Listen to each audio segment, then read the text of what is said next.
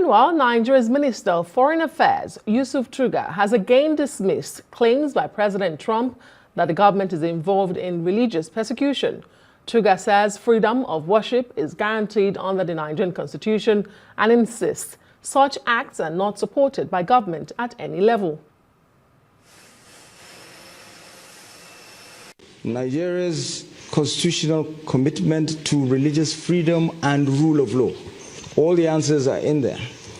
And this is what guides us. And this is what shows that it's impossible for there to be a religious persecution that can be supported in any way, shape, or form by the government of Nigeria at any level, be it federal, be it regional, be it local.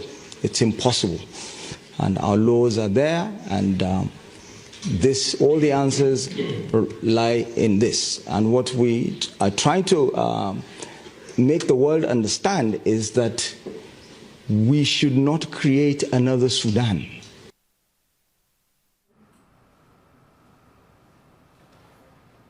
Well, for more on this, I'm joined now on the line from Washington, D.C. by Arise News correspondent Aneze Osakwe. Hello, Aneze. Thank you so much for joining us on Newsnight. Well, we've heard from... Absolutely, so it's good to be with you. Great. We've heard from senior Nigerian government officials, including the Foreign Affairs Minister, Yusuf Tuggar. Tell us more about what he's been saying about these allegations of Christian genocide and what context he's speaking from. Absolutely. So, you played that soundbite just a couple of moments ago. And yes, it was essentially the Minister of Foreign Affairs, Yusuf Tuggar, as you mentioned, stating, alongside the German foreign minister, as this press conference took place in Berlin, in Germany, that, the same thing that we've been hearing from the Nigerian government, the fact that there is no Christian genocide that's happening, and that it's legally impossible for the Nigerian government to essentially be part of any kind of religious persecution because it's written into the Constitution. He said that this is the case at the local level, at the state level, or the regional level, and also at the federal level as well. Of course, these comments are coming after, this weekend of a whirlwind back and forth between President Trump and President Tinubu.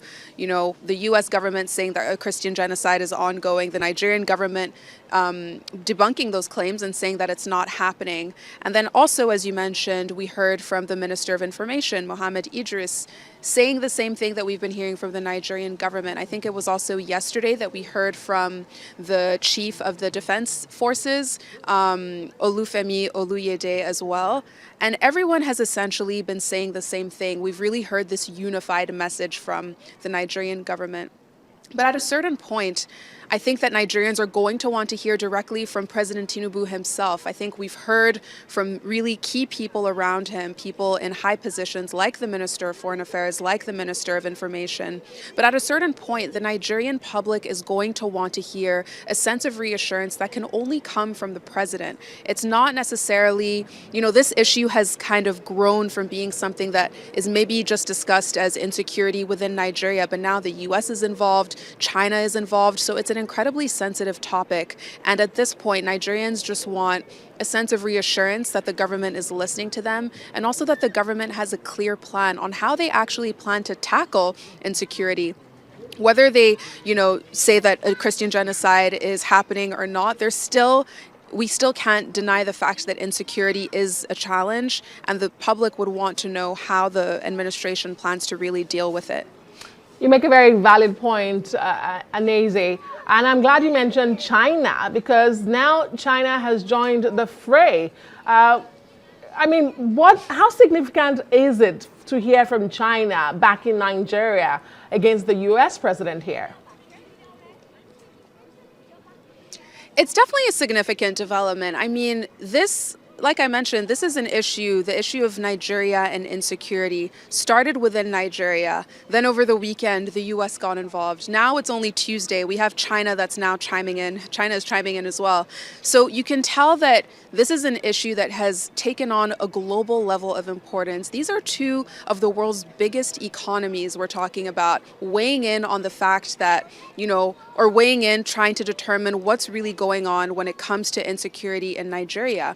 And, online, as these comments came out just a couple of hours ago, some people have been reacting to the fact that you can't deny that China has a somewhat of a symbiotic relationship, not just with Nigeria, but with sub-Saharan Africa as a whole. When we look at the numbers over the last 20 years, China has become sub-Saharan Africa's biggest trading partner.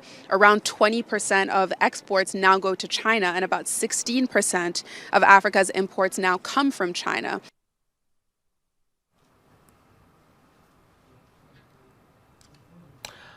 Unfortunately, Kind of take it a step further, it's significant that we're hearing from the Chinese government at all. Interesting point. Aneze, just before I let you go, we've heard from Mr. Donald Trump saying the Pentagon needs to prepare for possible military action. He's not sure if it's going to be boots on the ground or airstrikes. From what you see on the ground, are there any evidence of preparation yet?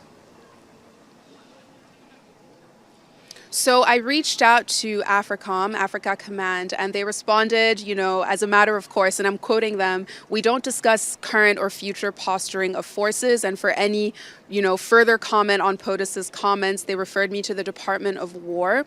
But I think it's important to contextualize this in the way that President Trump has acted before in the past. If we look back to around 2017, when there were allegations that the former president of Syria, Bashar al-Assad, had used chemical weapons on Syrian people, and 80 people died as a result, President Trump launched a surprise attack. He didn't tell anyone that he was going to do this, and it hit a government building there in Syria. The public only heard about the attack after the fact, after it had happened. So whether the Pentagon or the Department of War offers any kind of guidance about what they're planning to do, it's very possible that we could have some sort of surprise attack. Now, there's been absolutely no indication that that's going to happen, but if we look at the way President Trump has acted in the past, it could provide some clues about how he may act in the future as well. An unpredictable President Trump. Thank you so much, Aneze Osakwe, Arise News correspondent on the ground for us in Washington, D.C.